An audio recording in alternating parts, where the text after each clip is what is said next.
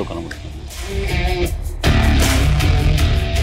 మా డైరెక్టర్ రాఘవేంద్రరావు గారి సొంత banner RK tele shows banner కింద ఆయన సర్కార్ నౌకరీ అనే ఒక సినిమా చేశారు. అది ఇప్పుడే నేను ట్రైలర్ లాంచ్ చేయడం జరిగింది. అందులో హీరోగా మరెవరో కాదు ఆకాష్, తను మన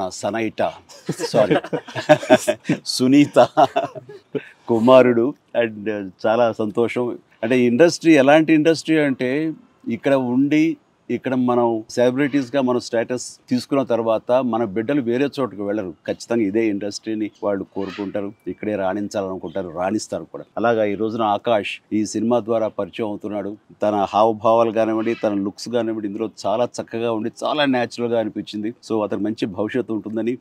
అండ్ సునీత ఎలాగైతే కనుక ఇండస్ట్రీలో మంచి స్టేటస్ సంపాదించిందో, తల్లికి మించినటువంటి స్టేటస్, తల్లి గర్వపడే స్థాయికి తను ఆకాష్ నిలదొక్కుకోవాలని మనస్ఫూర్తిగా నేను కోరుకుంటూ all the very best Akash.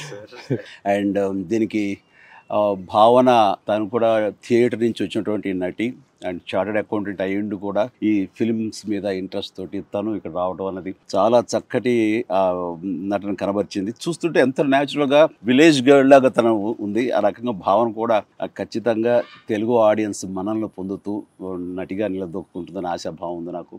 Good luck, God bless, really I wish all the very best. And then డైరెక్టర్గా సర్కార్ నౌకరీ డైరెక్ట్ చేసినటువంటి గంగనమౌని శేఖర్ ఈ సినిమాని డైరెక్ట్ చేశాడు. ఇది సెకండ్ ఫిల్మ్. అండ్ ఇక్కడ నాకు తెలిసిన విషయం ఏంటంటే రాఘవేంద్రరావు గారికి ఇతను స్టోరీ చెప్పడం కోసంగా వెళ్ళినప్పుడు రాఘవేంద్ర గారు ఫస్ట్ సిట్టింగ్లోనే ఇది ఓకే చేయటం ఏంటి, వెంటనే లోపలికి వెళ్ళి చెక్కు తీసుకొచ్చి తనకు అందివ్వటం ఏంటి, ఇవన్నీ కూడా అంటే రాఘవేంద్రరావు స్థాయి మనిషి ఈ సబ్జెక్టు ఈ కంటెంట్ విని వెంటనే ఓకే చేయటం అన్నది అండ్ శేఖర్కి చాలా మంచి భవిష్యత్తు ఉంటుందని నేను ప్రగాఢంగా నమ్ముతాను. ఎందుకంటే అంత డైరెక్టర్ ఇంకొక మాట మాట్లాడకుండా, ఒక చిన్న మార్పు చేయకుండా ఈ సబ్జెక్ట్ని యాజ్ ఇట్ ఈస్గా చేశారంటే కనుక ఖచ్చితంగా ఈ కంటెంట్ అది చాలా బాగా ఆకట్టుకుంటుంది అని నేను బాగా నమ్ముతున్నాను. అండ్ మంచి భవిష్యత్తు శేఖర్కి ఉండాలని, ఆయనకి రాఘవేంద్రరావు గారి ఆశీస్సులు ఉన్నాయి కాబట్టి ఇంక తిరుగు ఉండదు నీకు. గుడ్.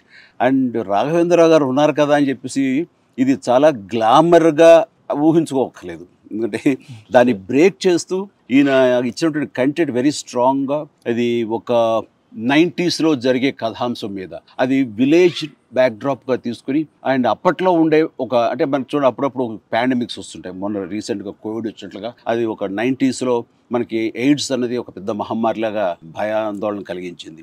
సో అలాంటి దాన్ని బేస్ చేసుకుని ఒక సర్కార్ నౌకరీ, ఒక నవదంపతులు ఎలా ఉంటారు, వాళ్ళకి ఉన్నటువంటి బాధలు ఏంటి అనే ఇతివృత్తంతో చాలా ఇంట్రెస్టింగ్గా చేశారని చెప్తుంటే కనుక ఇట్స్ రియలీ నాకే చాలా సరదాగా ఉంది ట్రైలర్ చూసిన తర్వాత.